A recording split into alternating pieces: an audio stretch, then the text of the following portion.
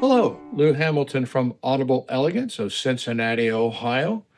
We are located on Montgomery Road, a few doors north of the original Montgomery Inn, across the street from Montgomery Cyclery. We have ample parking in the back of the building.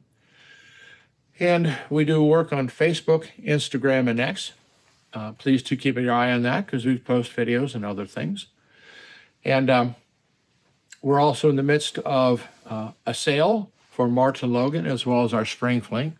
The big electrostats from Martin Logan are available and very special pricing from them. And we're adding a little bit more to that. I thought I would talk about FM radio in terms of the use of compression and or limiters. And this all started when, as a young man, I was given the privilege to sit Sunday mornings in the studio with Frank Wood, Sr.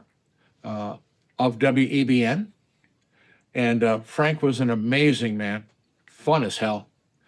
And he would use his Cetera tuner to look at what everybody else was doing and laugh at them. Now, where compression came in for FM radio was to be heard in any environment. And of course, the more compression you used, and if you kept control of the gain, your station would appear very loud as you went up and down the FM dial. And so it acted as a hook or an anchor to get you to stop and listen to that station. Now, there was, in Cincinnati, still is actually, WGUC, which is a classical radio station. And they, too, used compression. And they were running it at that time at 2-to-1. Commercial radio stations might be 3-to-1, 4-to-1, 5-to-1. It was nuts. And while talking with the engineers of WGUC, I commented how compression actually affected the musicality of what you got to hear. So upon my encouragement, they turned their compression off. And their response back to me was immediate, that the station sounded much better, much more musical, much more enjoyable. However, that only lasted 4 or 5 weeks. And then back returned the compression of 2-to-1. And the reason for that is that classical music has an enormous range from triple pianissimo to triple fortissimo in all of many of the styles of their music. And what was happening without the compression was that their listeners who might be in an office or a store would not hear them very well or hear the sound because it was in a very soft passage. So they would be turning the volume up to hear it.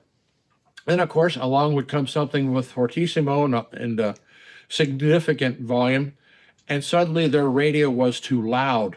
So they would have to then turn the radio down. And this became an annoyance to the listenership of WGUC. So the compression went back on.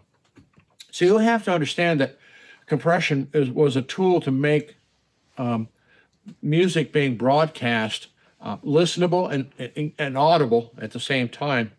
Commercial stations used more compression. And amazingly, a lot of people thought that,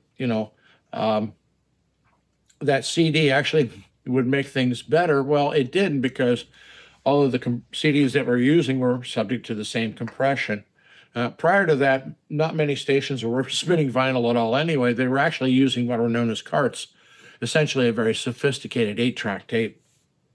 So that's where compression comes in on FM. Some stations will sound better than others because they're not using it. If they're trying to push it to the extreme in terms of volume output, they may have to apply limiters, which again has its own impact. But that's the state of affairs in FM. So Thank you for the gentleman who asked me to talk about compression in FM, and that's my take.